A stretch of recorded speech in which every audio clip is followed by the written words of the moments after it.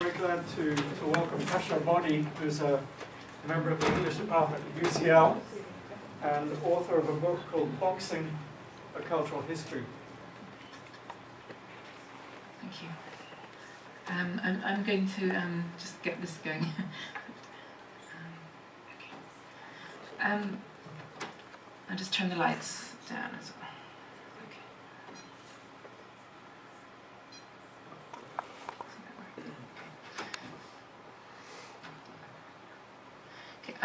Unlike Lynn, I'm going to kind of try not to make it too formal. I've got something I'm going to read, so hopefully it's not too kind of stuffy. And I guess what I'm going to talk about really is some poets and boxers, and thinking about, as we have poets from the early 21st century writing about boxing, to have a look at some poets from the early 20th and the early 19th century, both the 2010s and we're now in the 2010s, but the 1910s and the 1810s. So I'm starting with Wyndham Lewis, who in 1937 recalled meeting Ernest Hemingway at his first visit to Ezra Pound's studio in Paris. A great change from the dark Kensington quarters, he said. Having found his abode, Lewis wrote, I rang the bell. A great deal of noise was to be heard, but no one answered. Therefore I pushed open the door, which opened practically into the studio. A splendidly built young man, stripped to the waist and with a torso of dazzling white, was standing not far from me. He was tall, handsome, and serene, and was repelling with his boxing gloves a hectic assault of Ezra's. After a final swing at the dazzling solar plexus, Pound fell back upon his settee. The young man was Hemingway. And to Lewis, Hemingway is a statue. Is it better with or without the microphone? Because I keep going in and out. Either way? It's good. Okay, I keep it. So Hemingway then is a statue, dazzling white and serene, and lacking in all mobility, while Pound battles on. And I always imagine this scene in terms of Lewis's 1929 painting of boxing at Juan Le Pen. And while the remarks might seem inoffensive enough, 3 years earlier Lewis had depicted Hemingway as the quintessential dumb ox, is his phrase, an enthusiastic amateur of rude, crude, naked force in men and women.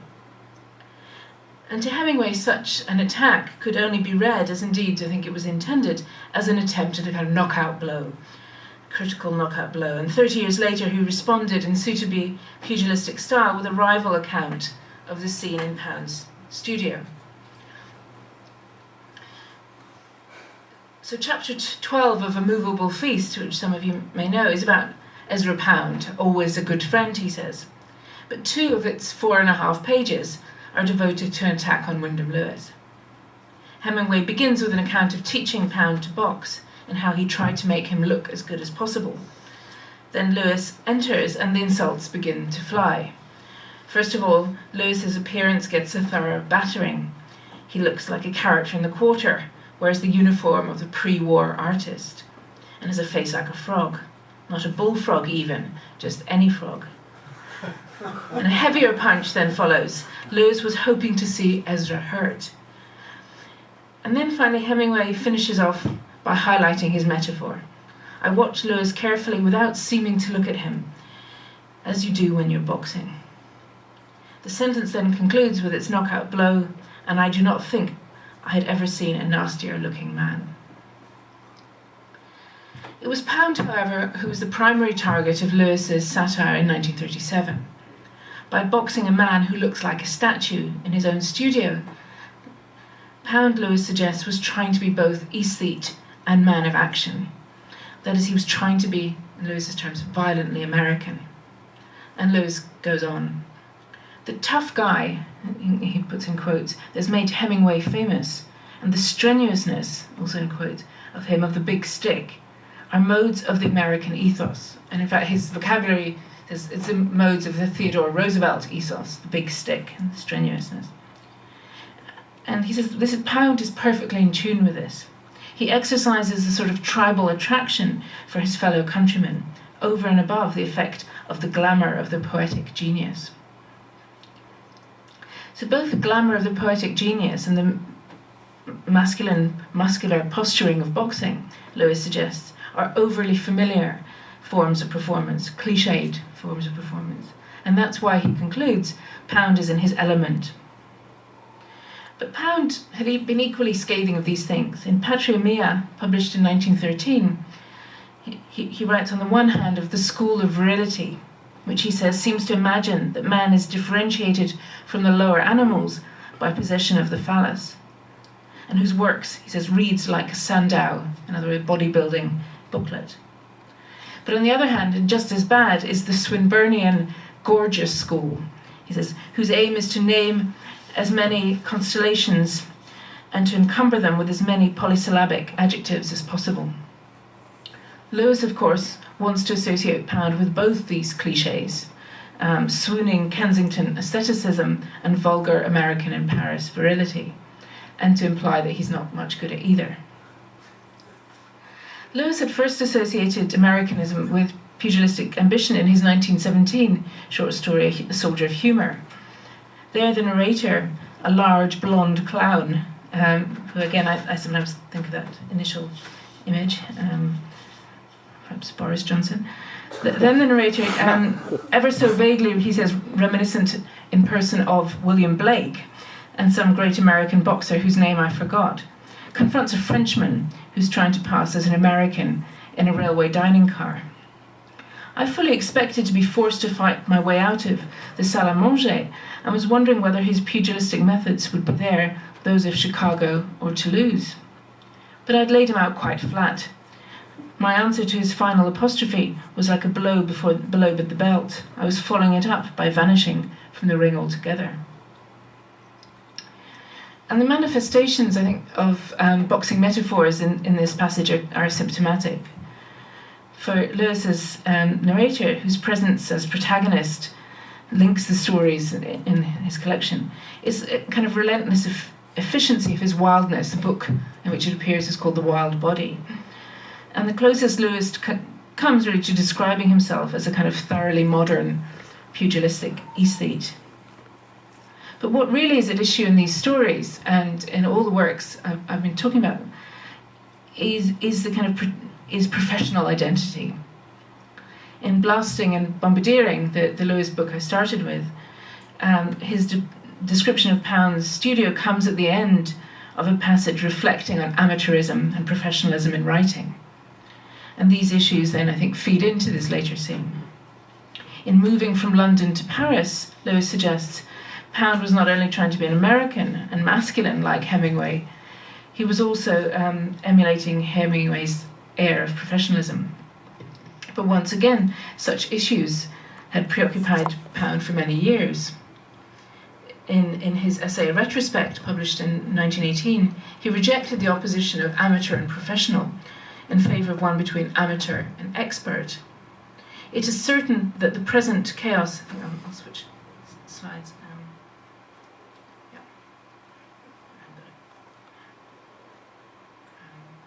This is the image, I'll come back. It's certain that the present chaos will endure, he wrote, until the art of poetry has been punched down the amateur gullet, until there's a general understanding that poetry is an art and not a pastime. Such a knowledge of technique of surface and technique of content, that the amateurs will cease to try and drown out the masters. Punching also featured in, I'm going to quote one letter, but several letters from 1912 that Pound wrote to Harriet Monroe, editor of the little magazine Poetry, urging her to persevere with the magazine. We're in such a beautiful position to save the public soul by punching its face that it seems a crime not to do it. And he also talked about arguing with the critics in these terms. But what distinguished the expert, either poet or boxer, from the amateur was not simply a willingness to throw punches, but the dedicated study of technique. Pound developed this point in an earlier essay on technique from 1911, so 100 years ago. The essay begins by bemoaning the absence of an interest in technique among his contemporaries, and their critics, and contrasts this with the keen technical knowledge and interest displayed by the boxing audience. Pound imagines a contest between the then heavyweight champion Jack Johnson and the surviving White Hope. This was the great era of the first black heavyweight champion, and the idea of the White Hopes who would come and take his crown. So Pound imagines this as a contest with a great deal of money on it. The sporting crowd, Pound notes, would not want impressionist character studies, but details, he says, using precise technical terms such as left lead and counter. Brecht in theatre is also kind of evokes a boxing crowd as much better than the sort of traditional theatre crowd, as having something at stake in what was going on. And Pound was not the only modernist poet drawn to boxing because he liked to believe a well-crafted detail or image could have the make-it-new force of a punch, of a knockout punch, or because the formal constraints of boxing techniques and structure, the precise rhyme scheme of left lead and counter, and the stanza-like rounds. So these were part of what attracted him to boxing and certainly how he presents it. But I think the link between boxing and poetry can never be wholly formal, or is never wholly formal.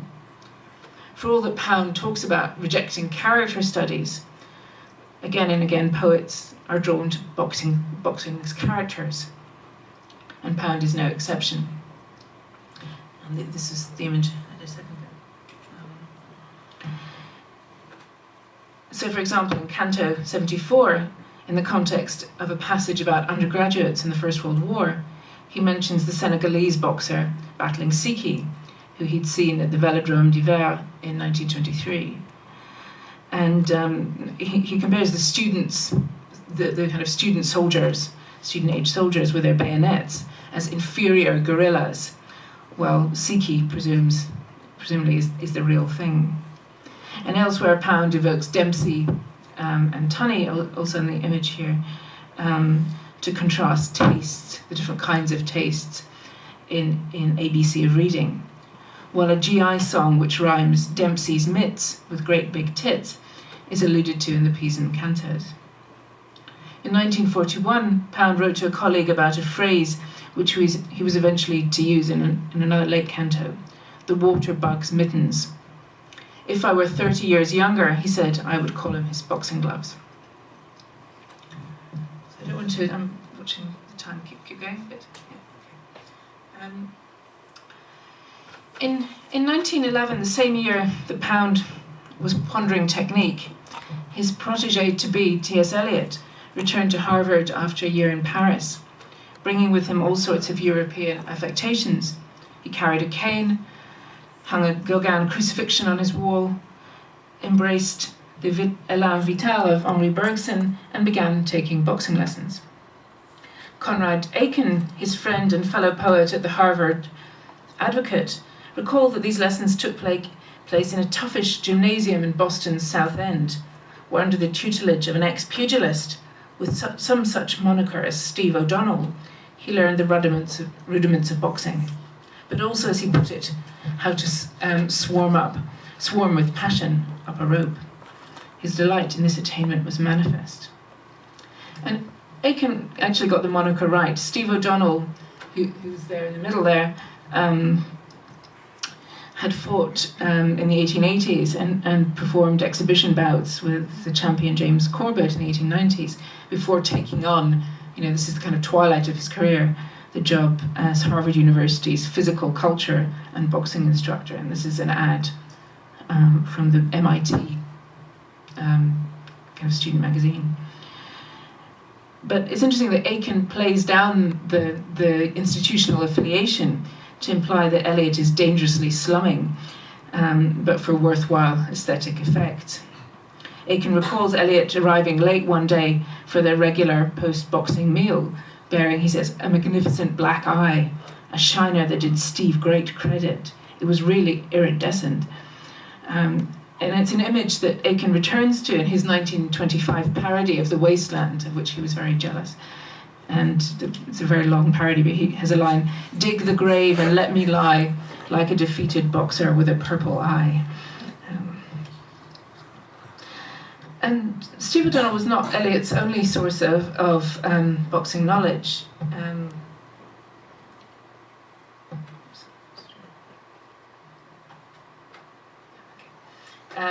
Well, these lines from Portrait of a Lady from 1910. You'll see me in any morning in the park reading the comics and the sporting page, remarks the self-possessed speaker of that poem.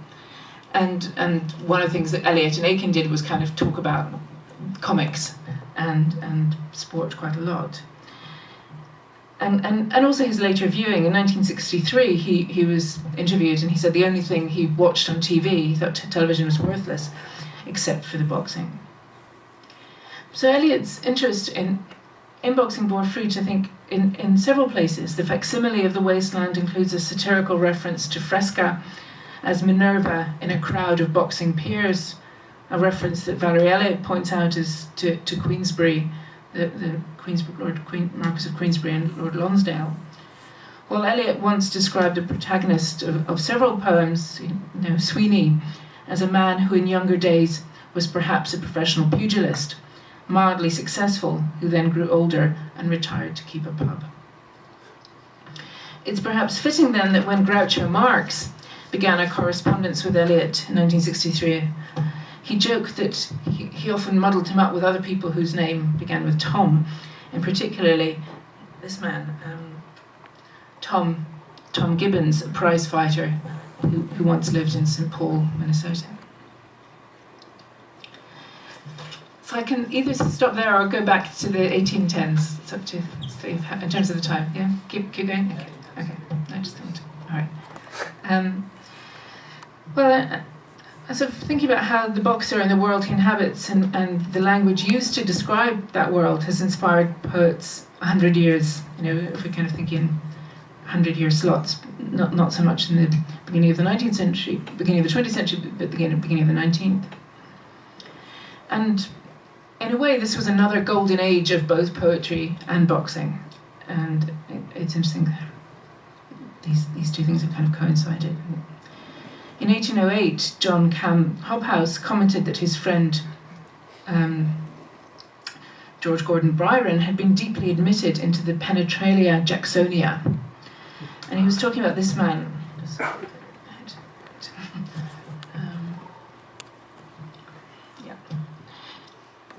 John Jackson, pictured here with the Borghese gladiator, which had been recently brought to London. And Jackson was champion of the prize ring in 1795, but then he kind of quickly retired and set up with a fencing instructor called Harry Angelo in rooms in New Bond Street, number 13. You can go and see the building. And as one historian put it, this initiated a new era, he said, in the gymnastic education of the aristocracy. Not to have had lessons of Jackson was a reproach. To attempt a list of his pupils would be to copy 1/3 of the peerage. All the young nobility flocked to his standard, proclaimed Eton Stannard Barrett in 1817, and after a few months find with great delight that they are matches for any drayman in town. And pupils included the Prince Regent and Byron, whose 1811 poem, Hints from Horace, instructed that men unpractised in exchanging knocks must go to Jackson ere they dare to box. And Byron himself initially took up boxing as part of a rigorous regime of exercise and dieting when he left university in 1806, and he lost 3.5 stone. He was very happy about it, but he also got hooked on the sport. In 1808, when he moved to London, settled in London, he spent a great deal of time in Jackson's company, and later visits to the capital always included a trip to the New Bond Street rooms. In one diary entry from 1814, for example, he noted that he'd been sparring with Jackson for exercise this morning and mean to continue and renew my acquaintance with my mufflers.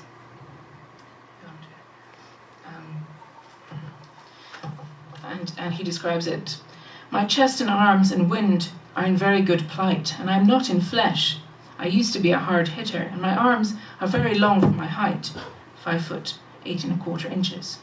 At any rate, exercise is good, and this, the severest of all, fencing and the broadsword, never fatigued me so much. And Byron's diaries are kind of slight anorexic type diaries. I mean, he's always had a cracker this afternoon and things like that. How much, did 20 sit-ups? And they're quite kind of neurotic.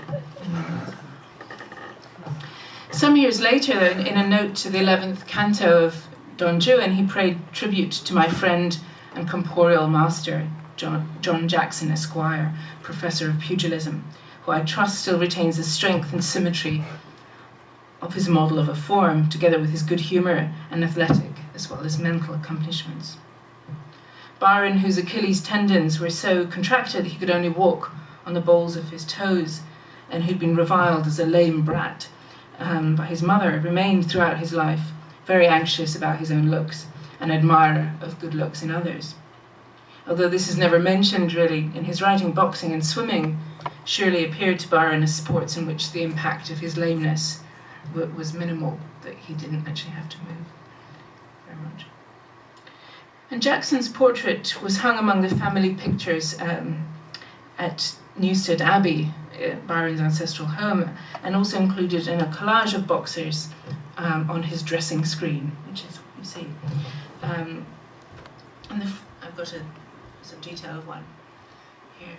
But the 4-panel 6-foot-high screen features theatrical portraits on one side and the other coloured prints of prize fighters and fights, some reports cut out of newspapers.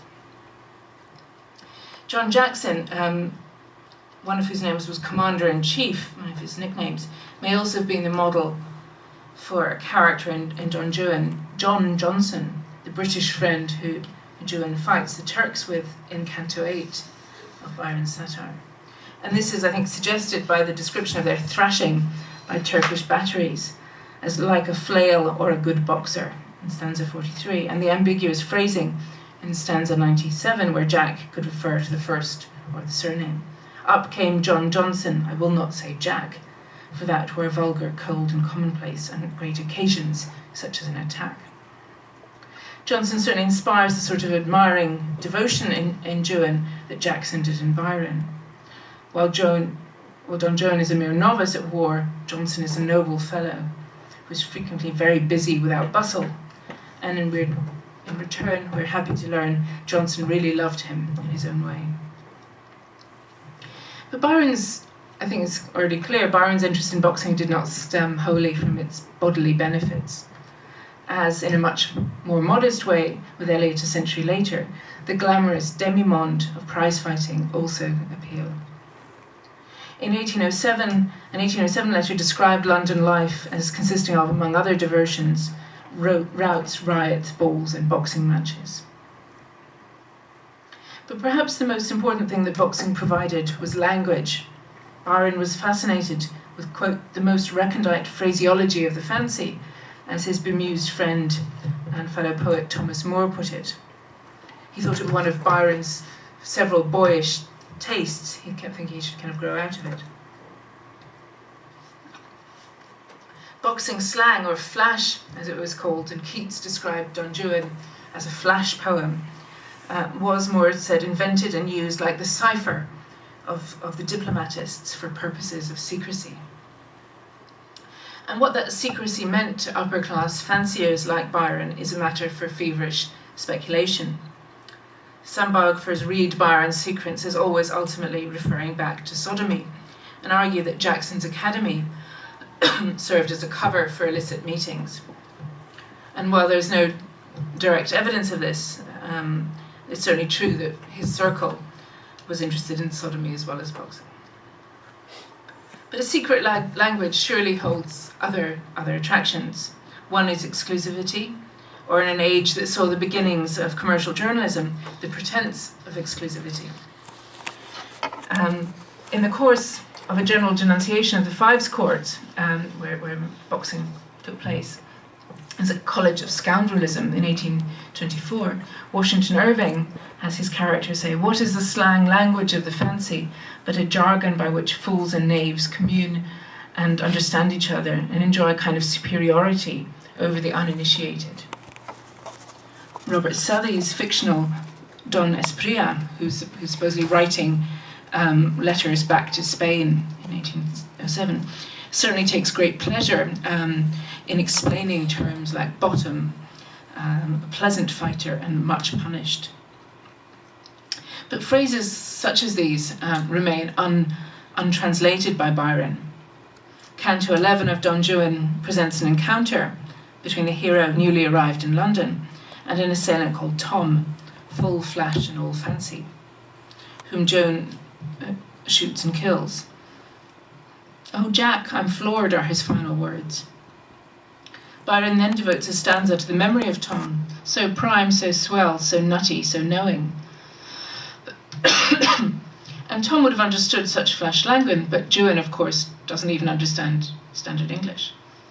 But a note is supplied which refuses to explain anything, because Byron says, "The advance of science and of language has rendered it unnecessary to translate the above good and true English, spoken in its original purity by the select mobility and their patrons." And he directs any reader who requires a translation to Gentleman Jackson. But Byron's play on the select mobility does more than suggest that boxers are like noblemen. His footnote also mocks this widespread tendency to explain flash language in footnotes.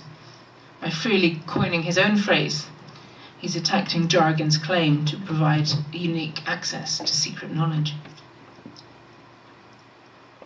And other poets of the period made comparable play with boxing language.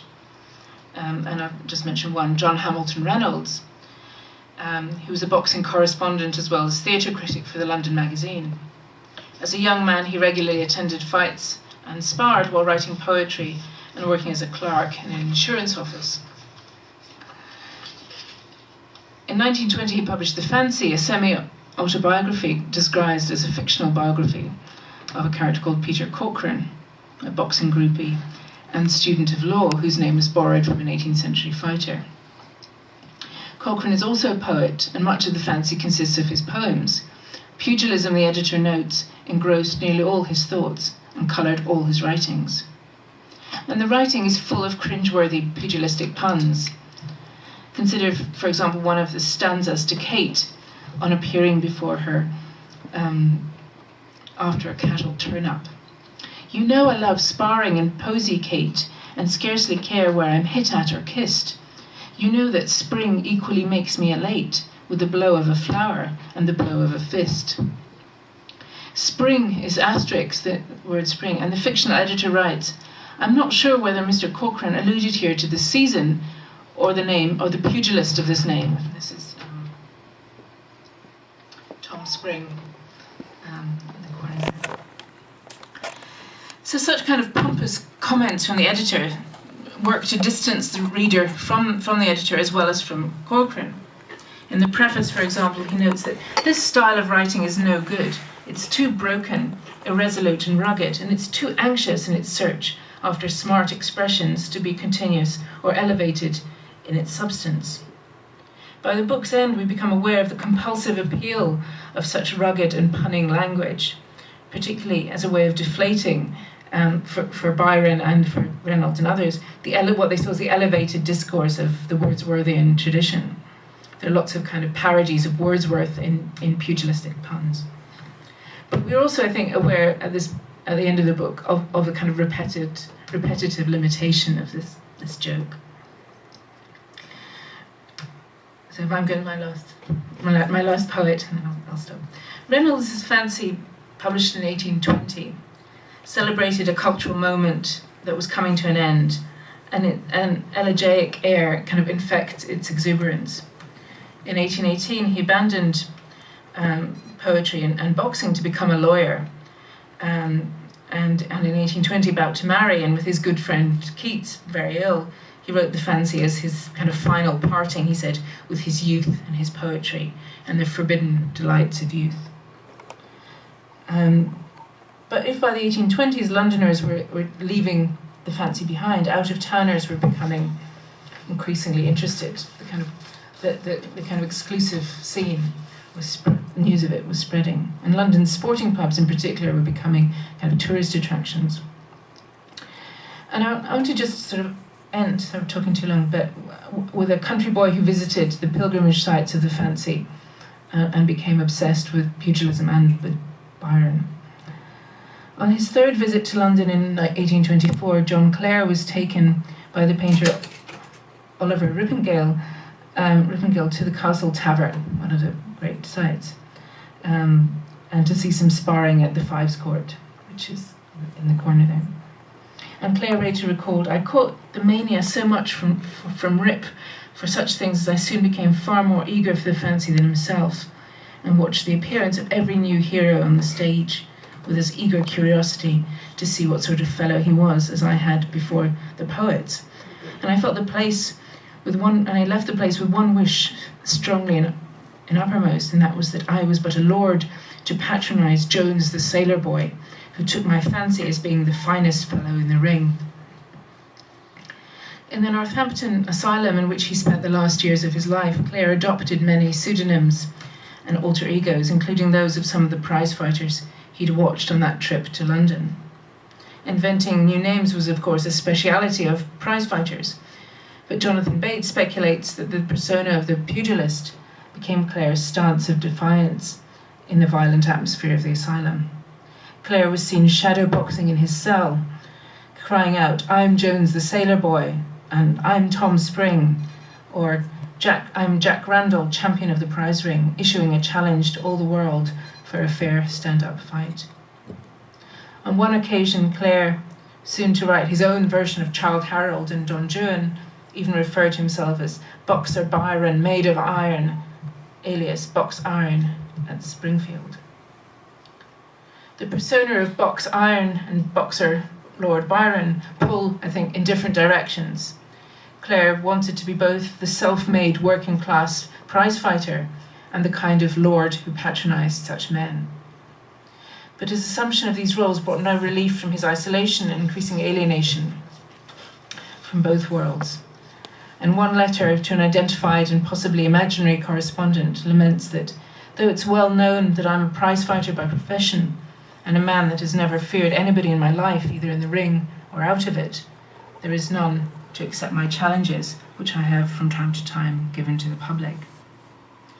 And I'm going to stop there with that remark, a plea, a lament, whose poignancy, I think, was felt by poets in the 1810s, poets in the 1910s, and perhaps poets in the 2010s as well.